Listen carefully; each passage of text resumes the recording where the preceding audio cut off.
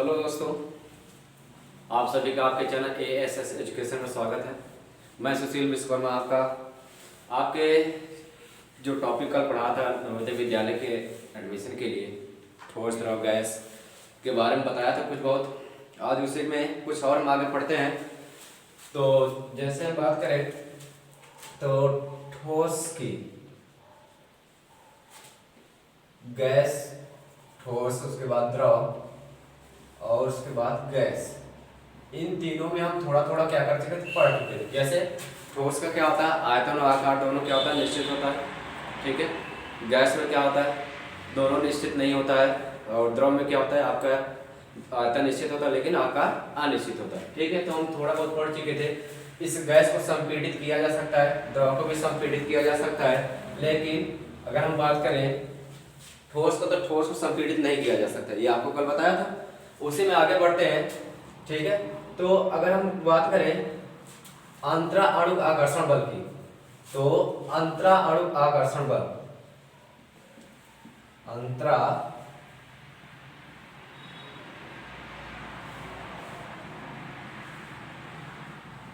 आकर्षण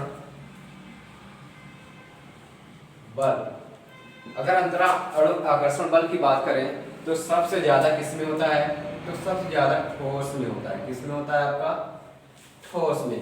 फिर उसके बाद होता है द्रव में, फिर उसके बाद क्या होता है, गैस में होता है। अंतरा अणु आकर्षण बल सबसे ज्यादा किसमें होता है, आपका ठोस में होता है। फिर उसके बाद किसमें होता है, द्रव में। फिर उसके बाद किसमें होता है, गैस में।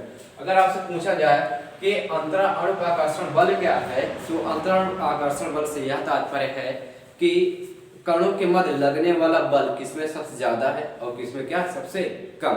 ठीक है। तो ये अंतरा आकर्षण बल हो गया, ठोस में सबसे ज्यादा, द्रव में सबसे कम और गैस में सबसे ज्यादा क्या होता है, अंतरा अणु आकर्षण बल सबसे कम पाया जाता है। तो अब यही बात की जाए गतिज ऊर्जा की। किसकी बात किया जाए, गतिज ऊर्जा। तो अगर हम कहा जाए कि गतिज ऊर्जा जो है किस में सबसे ज्यादा होता है, कि ठोस में होता है, कि द्रव में होता है, कि गैस में होता है, तो हम गतिज ऊर्जा की बात करें तो ठोस में, या ऐसे उल्टा लिख लेते हैं इसे। ठीक है। गतिज ऊर्जा सबसे ज्यादा किसमें होती है, आपकी गैस में होती है। सबसे ज्यादा किसमें होती है, गैस में। फिर उसके बाद द्रव में होती है। फिर उसके बाद किसमें होता है, आपका ठोस में। कहने का मतलब यह है कि ठोस में सबसे कम गतिज ऊर्जा होती है और गैस में सबसे ज्यादा गतिज ऊर्जा होती है। ठीक है।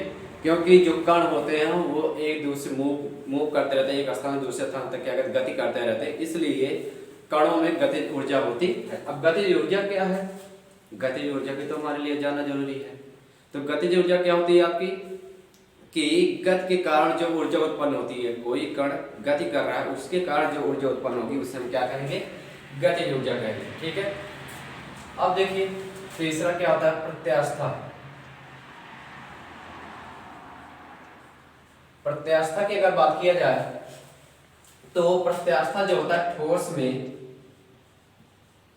सबसे अधिक होता है, द्रव में उसके बाद, और उसके बाद किसमें होता है, आपका गैस में होता है। ठीक है।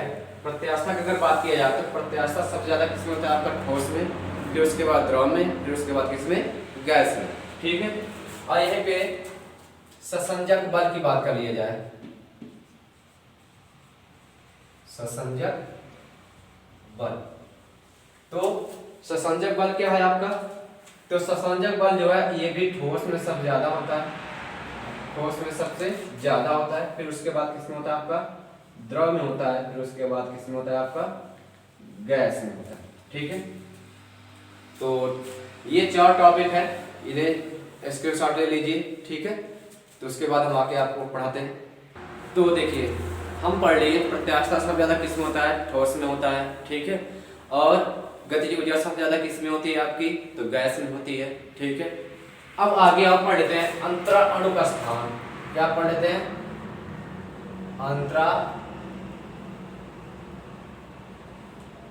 अंतराणुक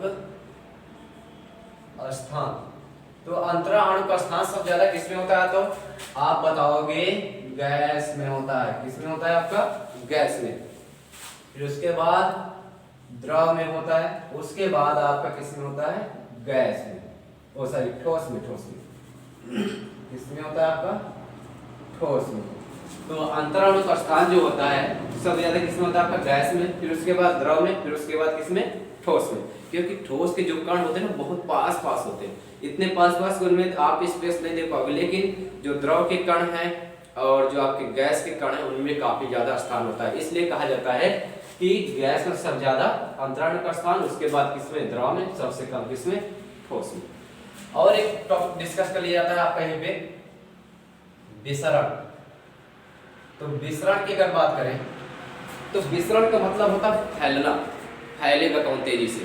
तो सबसे ज्यादा तेज कौन सा फैलेगा? अगर आप लोग भी जानते हो कि हाँ गैस सबसे ज्यादा तेज क्या होगा? फैलेगा। तो इसलिए जो विसरण होगा वो सबसे ज्यादा किसमें होगी? गैस में होगी।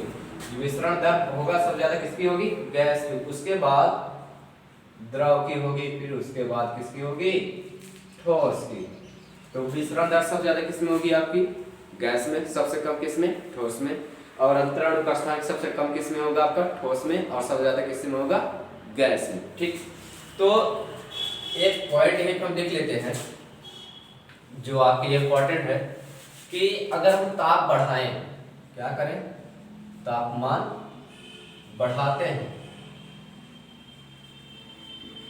तो क्या होता है? अगर हम किसी पदार्थ को क्या करें? गर्म कर रहे हैं, तो अगर उसको गर्म करें तो उनके कणों की जो गतिज ऊर्जा है वो क्या होती है? बढ़ जाती है। कणों की तापमान बढ़ाते हैं तो कणों की गति बढ़ती है। कणों की गति बढ़ती है जिससे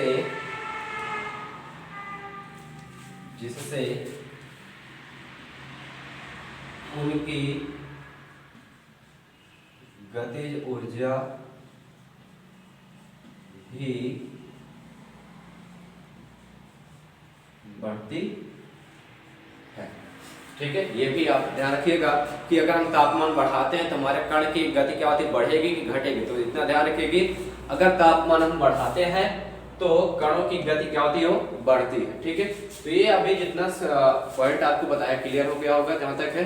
तो अब और आगे हम डिस्कस करते हैं आपसे थोड़ा सा। चलिए हम शुरू करते हैं। अब आपका 3 टॉपिक डिस्कस कर लिया, ठोस डिस्कस कर लिया, द्रव डिस्कस कर लिया और गैस। अब आती है आपकी चौथी चीज जो है प्लाज्मा। क्या आती है आपकी? प्लाज्मा। पदार्थ की चौथी अवस्था है ना ये प्लाज्मा। तो पहला चीज इसमें यही लिख देंगे कि यह पदार्थ की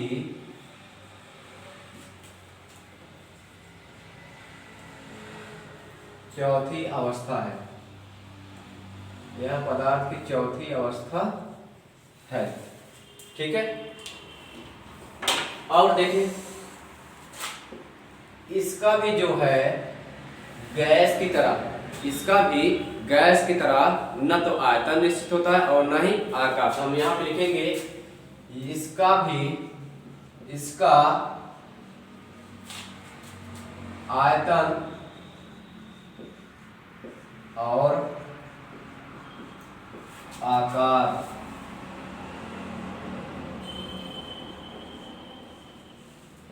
दोनों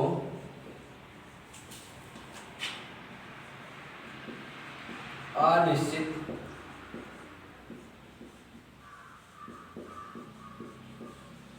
होता है, क्योंकि ये भी गैस की तरह एक व्यवहार करता है। ठीक है, तो इसका भी ना तो आयतन निश्चित होता है और ना ही क्या होता है? निश्चित आकार। ठीक, अगर हम बात करें इसकी खोज सर्वप्रथम किसने किया था? तो इसकी खोज सर्वप्रथम विलियम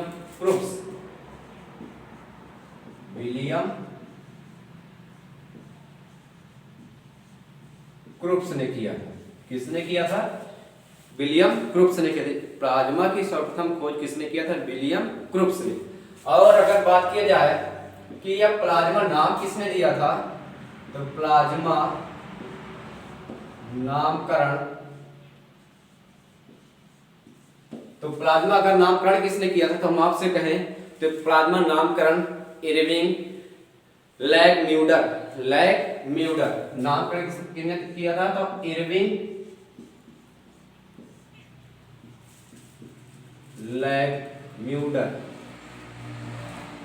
क्या नाम उनका, इरविंग लैगम्यूलर ने सर्वप्रथम क्या किया था, इसका नामकरण किया था। ठीक है, तो ये है। अगर इसकी बात करें ये इसका टेम्परेचर कितना होता है तो इसका तापमान लगभग 20,000 डिग्री सेल्सियस होता है। कितना होता है आपका 20,000 डिग्री सेल्सियस। तो प्लाज्मा का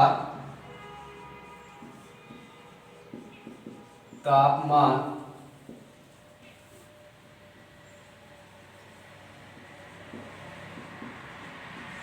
या किस पर पाया जाता है तो प्लाज्मा लगभग 20,000 डिग्री सेंटीग्रेड तापमान पर क्या होता है आपका पाया जाता है। ठीक है, तो प्लाज्मा क्या होता है, यह पदार्थ की चौथी अवस्था है।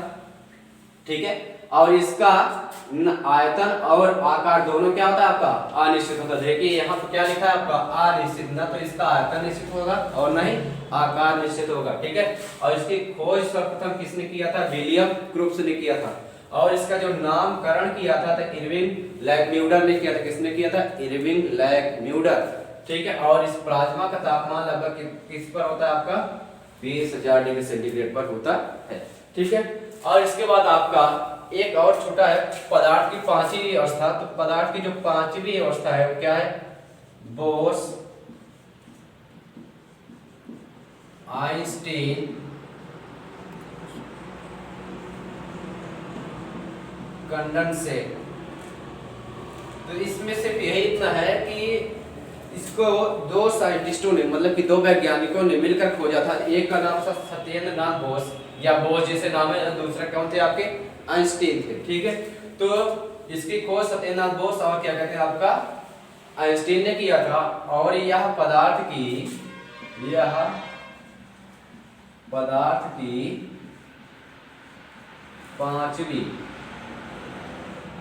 पांचवी अवस्था